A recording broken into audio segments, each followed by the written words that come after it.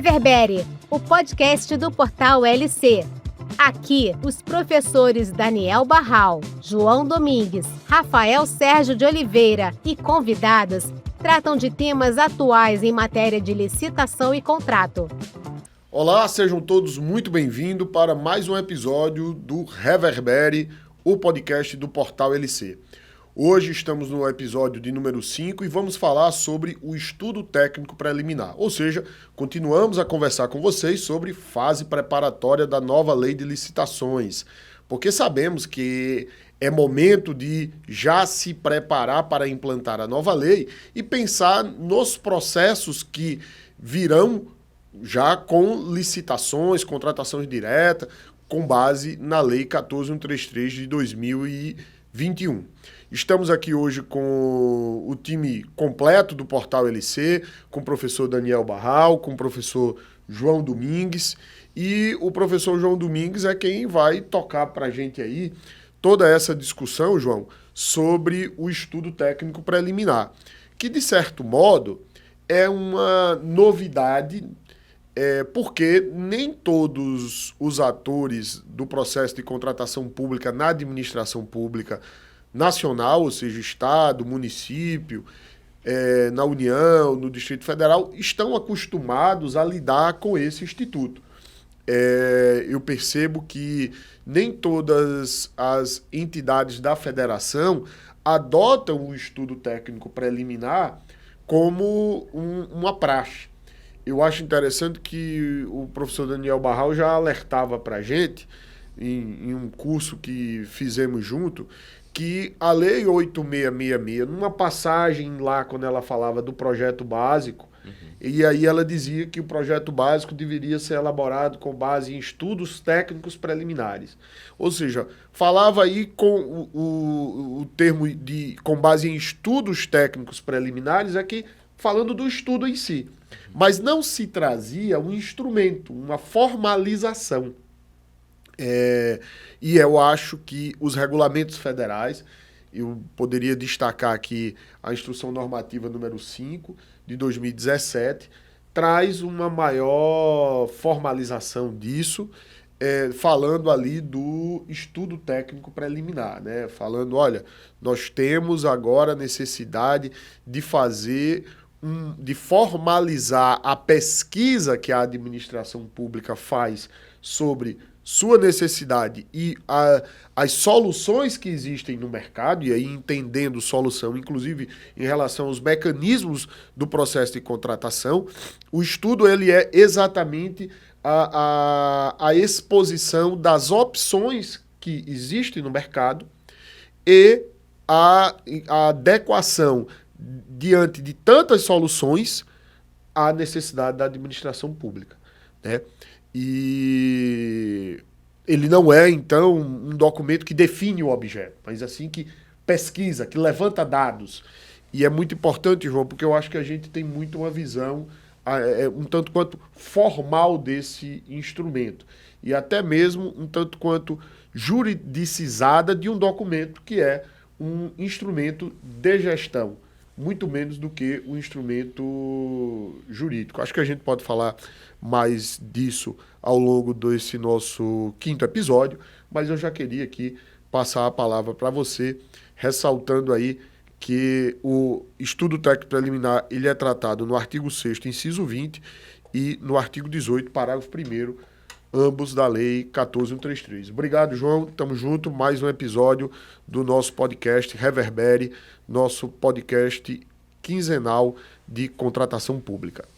Bom dia, Rafael. Bom dia, Daniel Barral. Bom dia. Eu acho que a gente tem que começar a pensar o objetivo da contratação, né? A lei traz isso lá no artigo 11, nós falamos isso em podcasts anteriores, que um dos objetivos é selecionar a proposta que represente o melhor resultado para a administração, mais vantajoso. E pensando que a contratação em si deve buscar o atendimento do interesse público e satisfação da necessidade administrativa com aquela contratação, o ATP ele vem preencher essa lacuna, em que se promove um estudo da necessidade, né, identificada pela administração, que vale lembrar que essa necessidade é identificada a partir do encaminhamento do documento de formalização de demanda pelo setor requisitante para o setor em regra de licitação para startar o processo de licitação. Então, esse documento de formalização de demanda, ele é o documento que vai executar o plano de contratação anual. Então, vai ter que ter um casamento, né? Uma identificação com o que a área requisitante está querendo contratar com o planejamento da organização de um modo geral, né? Se consta dentro desse plano de contratação anual. E quando você faz o documento de formalização de demanda, você vai constituir uma equipe de planejamento que vai poder trabalhar em cima daquela necessidade e estudar dentro das opções que o mercado oferece qual é a solução que se mostre mais vantajosa para a administração pública no atendimento daquela demanda. Perfeito. Então a gente vai ter que ter, nós temos estruturalmente um plano anual de contratação que é relacionado à governança das aquisições e nós vamos ter a execução desse plano a partir do documento de formalização de demanda que vai startar a equipe de planejamento que vai elaborar juntamente, né, com o setor requisitante, pode ser o setor de licitação e com a área de gestão de contrato, um ETP. Né? Vai elaborar o estudo técnico preliminar. E o que viria a ser esse estudo técnico preliminar? Ele não pode ser, em que pese a lei, trazer procedimentos da contratação, ele não pode ser encarado, né, Rafael, como um cumprimento de formalidade, como fosse um checklist. Consta no processo de contratação. O documento de formalização de demanda, consta o ETP, consta a pesquisa de preço, consta o TR. Não. Se quer resultado com aquela contratação, temos que deixar com o mero cumprimento de formalidade, o documento inserido no processo e partir realmente para uma contratação que almeje os melhores resultados para a administração. Por isso que a importância de você ter uma equipe capacitada para estudar o mercado e elaborar o ETP. O ETP, conforme você falou, Rafael, ele está regulamentado lá no artigo 18 e vai trabalhar basicamente a sua estrutura a partir do parágrafo 1º. E você bem falou, né? No Poder Executivo Federal, isso não se trata de uma novidade. Desde 2017, com a IN5, que trata de serviço, a gente já tem isso, né? No âmbito do Poder Executivo Federal. Talvez seja uma novidade para os demais entes federativos. Eu queria só fazer uma retificação, até de certo modo não é uma retificação, porque de fato a IN5 ela previa o estudo técnico preliminar, mas depois esses dispositivos passaram a ser tratados no IN específica do estudo, uma instrução normativa específica, que é a instrução normativa número 40, de 22 de maio de 2020, que trata inclusive do sistema ETP digital. Então, só fazendo essa retificação que, atualmente, a matéria em nível federal é tratada na Instrução Normativa número 40, de 22 de maio de 2020. Pois não, Barra? Nesse ponto que o João estava comentando, eu acho que, assim, quando a gente conversa sobre ETP, e o João estava pontuando muito bem, a principal informação que eu acho que precisa ficar retida por quem está nos ouvindo ou nos acompanhando aí pelo canal do YouTube é essa, né? A forma, o atendimento da formalidade, que agora está bem detalhada no artigo 18, não pode anteceder o mérito da produção desse documento. Aqui esse documento se destina. Então, se me permitam aqui resgatar a terminologia, né? O ETP tem esse nome bem para destacar a sua finalidade. Estudo técnico preliminar. É um estudo antecedente baseado num conhecimento técnico aplicado àquela demanda que foi apresentada no DFD para permitir o que exatamente? Permitir que a administração, né, recebeu o pedido do setor requisitante. Ele possa avaliar, dentro dos cenários de atendimento, né, a gente pode lembrar lá do Decreto-Lei 200, dizendo toda vez que o mercado estiver capacitado a atender o interesse da administração, eu vou lá e contrato. Então, uma faceta importante do estudo técnico preliminar é essa. Levantar a cabeça aqui e olhar o mercado, avaliar os cenários, avaliar a economicidade, se eu estou podendo, no meu órgão, contratar aquilo que se precisa ou não. Faço uma avaliação preliminar para dizer sinal vermelho, sinal verde. Ou eu interrompo aquela demanda que foi apresentada pelo setor requisitante porque não tem viabilidade técnica, não tem viabilidade econômica, não é o momento oportuno de se fazer aquela contratação, ou não.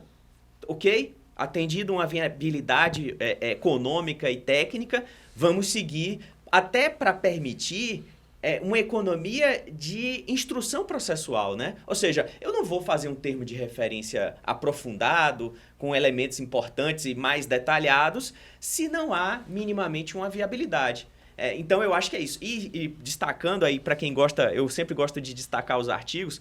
Se vocês forem ver, o Rafa colocou aí no início da fala dele, o artigo 6º, inciso 9 da Lei 8.666, dizia o seguinte, olha, projeto básico é aquele conjunto de elementos necessários e suficientes com nível de precisão adequado, perere, parará, elaborado com base na indicação dos estudos técnicos preliminares. Então, já tinha a previsão disso, muito acanhada na 8.666. O que fez o legislador federal e a lei agora é detalhar, é dizer da importância disso. E aí eu acho que o João tem mais informações para nos passar sobre esse nível de detalhamento, né, que a lei trouxe. Sim. Se eu puder só falar uma Pois não, coisa meu amigo, nesse sempre. contexto sobre estudo técnico preliminar na perspectiva material e ele na sua perspectiva formal, eu gosto muito de um texto da nossa amiga, a professora Tatiana Camarão, publicado na coluna do portal LC, que o texto é o Sistema ETP Digital do Governo Federal.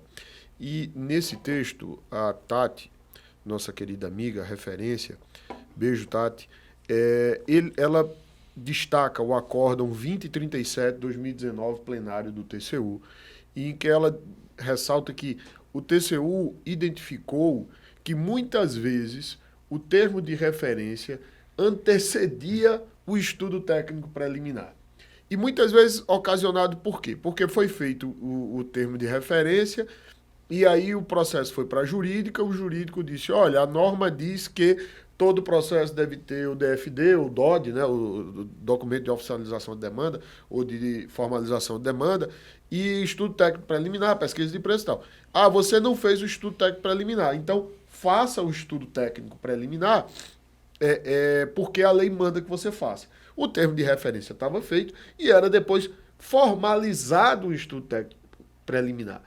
E que isso não faz sentido, né? Porque o que mais vale aí é o estudo propriamente dito, a pesquisa propriamente dita, do que o documento que formaliza essa pesquisa.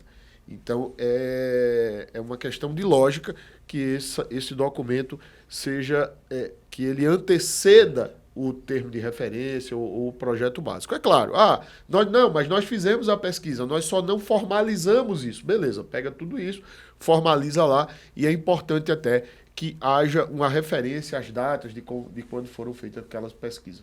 Só esse ponto, João, que eu acho fundamental, que o TCU bate forte nesse aspecto de que haja os artefatos sejam montados dentro da lógica que é adequada a cada um. Eu acho importante isso que você falou, e eu quero fazer mais um comentário antes de a gente entrar aqui no parágrafo 1º do artigo 18, que a própria Tatiana, ela fala que não podemos confundir os documentos, né? Até pelas funções de cada um. ETP com o termo de referência. Então, o ETP ele serve para fazer o quê? Estudar uma necessidade, estudar um problema da administração. E a partir desse, apontar uma possível solução que vai ser analisada pelo setor requisitante como se é viável ou não para o atendimento. A partir do ETP é que a administração elabora o termo de referência. E agora eu até queria ouvir a opinião de vocês, né? Porque se você olhar o parágrafo 1º do artigo 18, ele vai dar os principais elementos que tem que ter no ETP. Eu acho que ele já faz, a lei vem com esse intuito, já até com a experiência dos normativos infralegais, né? Você tinha isso na IN5, na IN40, da estrutura de um ETP, até para você ter uma harmonização com os entes federados, né, que não tem costume de utilizar o ETP, de ter uma estrutura padronizada desse documento tão importante da fase de planejamento. Vocês acham que esse detalhamento da estrutura, Daniel, realmente ele visa trazer assim, um equilíbrio, às vezes, para diminuir uma possível assimetria de informações, entre o desnivelamento, às vezes, que você tem entre o município, o Estado e a própria União em contratação pública, para poder balizar e orientar as próprias administrações nas suas contratações? Você acha? Que, de repente, e seria isso importante mesmo? Sim. Ou poderia deixar a lei isso para o regulamento de cada ente federativo? Qual a sua visão sobre o tema?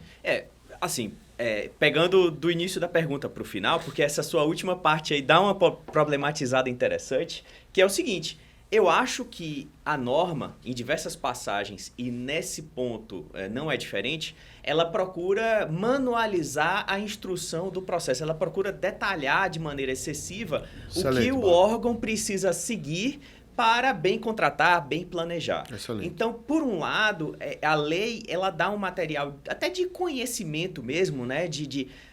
Aquele servidor municipal que está entrando numa nova gestão e que não tem conhecimento do funcionamento da máquina pública, tem um instrumento interessante na 14.133 de conhecimento mesmo. O que precisa ter cada documento, coisa que a gente não tinha nesse ponto específico na 8666. Então, por um lado, ele ajuda a administração a nivelar conhecimentos. E eu acho que isso é importante e você pontuou isso na sua fala inicial. Quase João. um manual, né? Quase um manual de instrução de processo.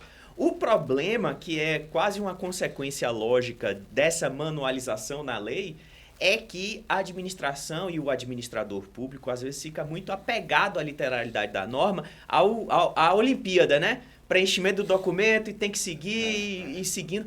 E eu acho que, fazendo alusão aí a um livro do Gessé Torres e da Marinês Resteleto Dotti, Políticas Públicas nas Contratações, acho que o título é esse, eles destacam muito bem. Eles dizem, olha, às vezes demandas recorrentes que a administração já está habituada a contratar, você pode ter uma instrução processual mais simplificada desde que você confira a segurança jurídica necessária de que os fatores ali relevantes foram ponderados, né?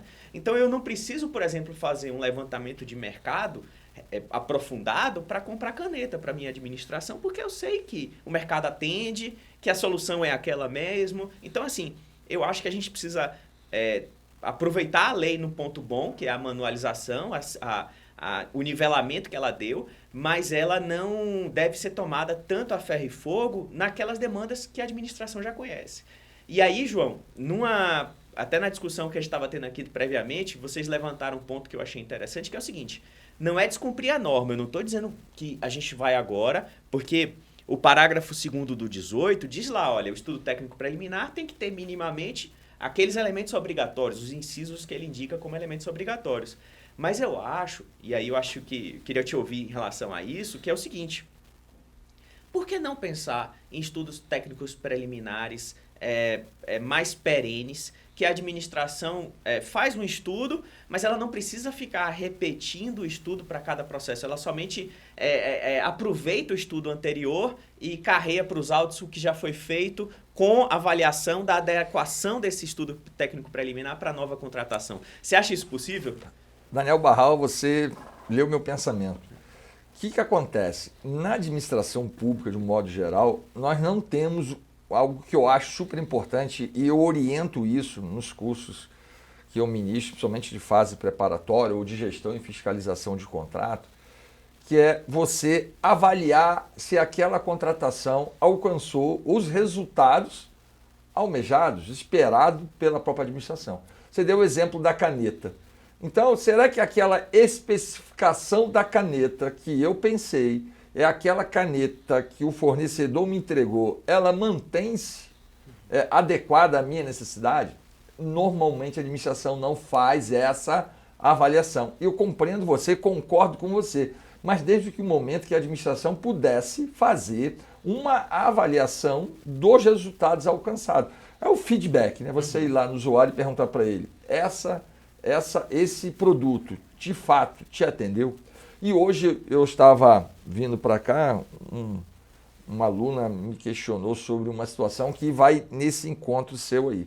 Eles têm um contrato de destinação de resíduo sólido e eles adotaram uma solução que seria a incineração. Só que agora, durante a execução, eles perceberam que existiam pelo menos mais outras 2 soluções que poderiam ser mais baratas. e, de repente, mais sustentável. Então, o que acontece? Vão ter que fazer um novo ETP estudar a solução.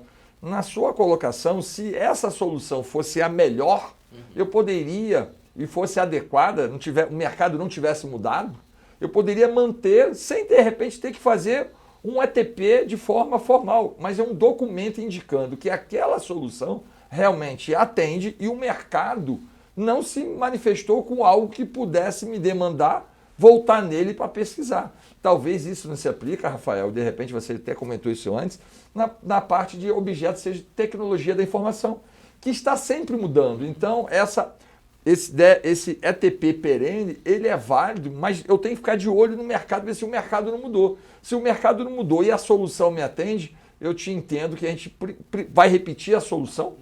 Se a solução vai ser a mesma, eu já posso trazer, ou vou trazer o ETP que eu elaborei originalmente, ou vou dizer o seguinte, a solução se mantém adequada e o mercado não me apresentou nada de diferente.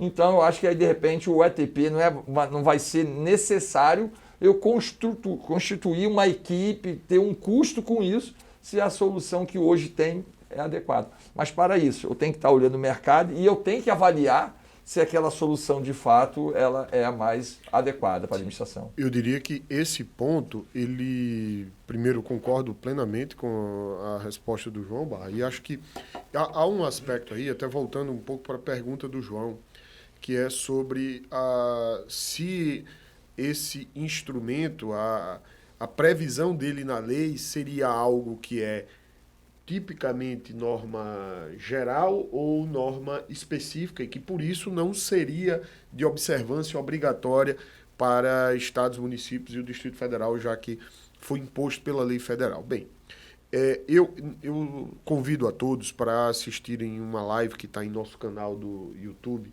que é uma live que fizemos com a professora Cristiana Fortini, o professor Anderson Pedra e a professora Cristiane Stropa, em que a gente discutia exatamente isso, o que é a norma geral na nova lei de licitação. É difícil, né? É difícil chegar a uma pergunta, uma resposta sobre isso. O professor Anderson Pedra, nessa live, até menciona o nosso querido amigo professor Marcos Nóbrega, que disse que as três perguntas mais instigantes da humanidade são de onde viemos, para onde vamos e o que é norma geral. E eu concordo com isso, eu acho que é mais ou menos por aí.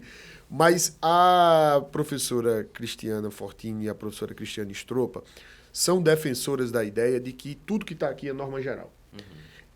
E, ao final, elas me convenceram na seguinte interpretação. Olha, por exemplo, o sistema de governança da Lei 14.133 é norma geral? Mas não é no detalhe. Então, quando a lei impõe a necessidade de você fazer um estudo para você adequar a sua necessidade às soluções que de fato existem no mercado, demonstrando aí que você foi ao mercado, que você conheceu as opções que você tinha, ou seja, você não fez aquilo de testa, ou seja, você fez aquilo como, tirou da cartola, eu vou querer essa opção. Não, é nessa perspectiva que eu acho que sim, eu concordo, aderir completamente à tese delas, de que sim, a lei coloca que a necessidade de se fazer um estudo técnico preliminar, inclusive com outro nome que a lei municipal, a lei estadual quiser dar, mas a necessidade de que é uma questão de eficiência, de princípio de eficiência, a administração ir lá e pesquisar e conhecer as opções para poder definir a sua solução, eu acho que sim. E aí vem essa questão que o Barra tanto coloca. Vamos sair daquela ideia de que, olha, todo processo tem que ter um estudo técnico preliminar. Esse não é o ponto, porque isso é uma discussão jurídica. Todo processo tem que ter um TR ou um projeto básico. Sim. Por quê? Porque esses são os documentos que legalmente definem o objeto a ser contratado. Tem um valor jurídico legal esses documentos. O ETP não. Agora, eu devo ter, e aí faço referência aqui a outro colega nosso, também amigo, o professor Tiago Bergman, que ele diz, Rafa, olha, tem que ter um ETP válido. Não precisa ser necessariamente o ETP daquela contratação. Pode ter sido um que foi feito para uma contratação 2 meses atrás e que, assim como uma pesquisa de preço tem validade aí pela IN 65 de 180 dias. A própria lei traz a validade de 1 ano para a pesquisa da contratação direta, né? Para o preço trabalhado na contratação direta. O ETP poderia ter uma validade também. E considerando, óbvio, a circunstância de cada mercado, como você falou, os alunos dos cursos de TI que sempre ministros destacam. Rafael, o processo de evolução tecnológica é muito rápido, então é difícil a gente aproveitar um ETP de uma contratação anterior. Por favor, Barra. E você sabe por que eu acho que essa discussão que a gente está tendo aqui é importante? Porque, na verdade, quando eu vejo na administração, no dia a dia, os servidores que são incumbidos de fazer esse tipo de instrução processual, eles estão muito preocupados com o atendimento da norma. Então, a energia do servidor está voltada no atendimento do checklist, né? Tem isso, tem aquilo outro. Quando a gente vai para uma lógica de contratação em que o ETP ele tem uma centralidade no mérito do estudo, né? Até pensando num ETP perene, como a gente está discutindo aqui, porque na prática, o que o servidor faz? Ele pega o ETP da contratação anterior, copia e cola e traz para o processo, né? É assim que a vida real é. E essa prática, né, de somente cumprir a formalidade acaba retirando a energia da administração para atender o mérito, né? Que é pensar adequadamente, fazer um ETP bacana. Sim. Então, considerando a lógica dessa Lei 14.133, que está muito calcada na padronização, está muito calcada na redução do número de licitações, né? Ou seja, a gente vai fazer menos licitações, seja porque os contratos vão ser mais longos, seja porque as contratações vão ser centralizadas, né? A lógica é muito vai induzir a gente a fazer naturalmente um menor número de licitações. Então, a nossa ponderação aqui para vocês é o seguinte: pensem o ETP como um instrumento de gestão da contratação, e como uma lógica de que vocês têm que pensar o mérito. O estudo deve anteceder aqui o atendimento da forma, né? Eu acho que essa é a minha principal preocupação. E o atendimento da lei ele deve ser conducente a uma eficiência, a um pensar adequadamente a necessidade da administração, né? Verdade, é isso mesmo. E eu acho que isso é o principal aqui, que é consenso entre a gente. Sim. Né? Não, é isso que o Daniel Barral falou, é uma verdade, eu defendo isso, mas a gente tem que voltar naquela história. Para eu poder ter essa segurança, eu como servidor, eu tenho que estar sempre olhando o mercado. O mercado mudou o cenário, tem outras possíveis soluções que sejam mais vantajosas para a administração, ou ainda a solução que eu contratei, realmente ela se mostrou benéfica para os seus usuários. Tá? Uma coisa é acompanhar e fiscalizar o contrato, outra coisa é avaliar os resultados daquela solução, daquela contratação para a administração, porque a partir dessas informações, na instrução processual da futura contratação, eu posso manter o meu ETP original, mas sem trazê-lo, copiar e colá-lo, falar que mantém-se a mesma solução. E quando for elaborar o TR, ele vai se basear o quê? Na contratação anterior. Então, eu acho que você, com isso, você você cumpre o rito, né? O rito formal, mas ao mesmo tempo você se manifesta tecnicamente em relação àquela solução que vai ser estabelecida no termo de referência. Excelente. Acho que podemos encerrar, né? Eu acho que sim, né? Senão a gente vai ter que avançar demais nele, né? Deixar para os próximos episódios. E é importante a gente deixar aqui para os nossos ouvintes e aquele que nos assiste no nosso canal do YouTube, que a nossa ideia aqui não é fazer um curso sobre cada um desses temas que tratamos, né? A ideia mesmo é que a gente possa aí dar o pontapé inicial para esclarecer esses novos institutos. Como eu falava, há uma realidade, há um desnivelamento, e aí não em termos qualitativos, mas mesmo de diferença na administração de estados, municípios, até de município para município. Por exemplo, o plano anual de contratação, o que na lei é chamado de plano de contratações anual, ele em muitos municípios ele é chamado de calendário anual de contratação. Ou seja, é aquilo que a gente falava de que cada um vai implementando aquele comando de planejamento, aquela ideia geral da lei ao seu modo. E nós sabemos que o ETP não é a prática de algumas entidades da administração, de alguns entes da federação, e por isso a nossa ideia de tratar desse instituto aqui, procurando passar a vocês a ideia geral, para que ele serve, e que, claro, ainda tem muito espaço para regulamentação, tanto em atos infralegais, como em normas, né, em leis estaduais, municipais, dando aí a especificidade que cada município e cada estado requer. Barra, você pode convidar todo mundo aqui para nos seguir, para continuar com a gente aí em todas as plataformas. Por favor, você sempre faz isso muito bem e eu acho bom.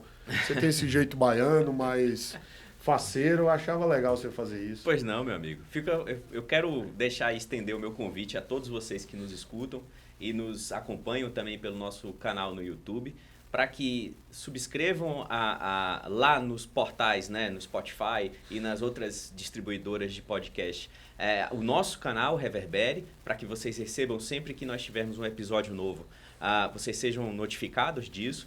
E também se inscrevam no nosso canal do Portal LC no YouTube, para ficarem por dentro de todas as novidades do Portal LC. Lembrar Obrigado de se inscrever e ativar o sininho, né? Exatamente. Porque sempre que tiver alguma coisa nova, e a gente sempre está publicando coisa nova, você vai ser notificado disso. Querido João, obrigado mais uma vez. Irmão. Eu que agradeço aí, e eu acho que tem muita discussão ainda, né, sobre o ETP, né, para que possamos orientar quem nos ouve, quem nos assiste no canal do YouTube, para dirimir essas dúvidas, né?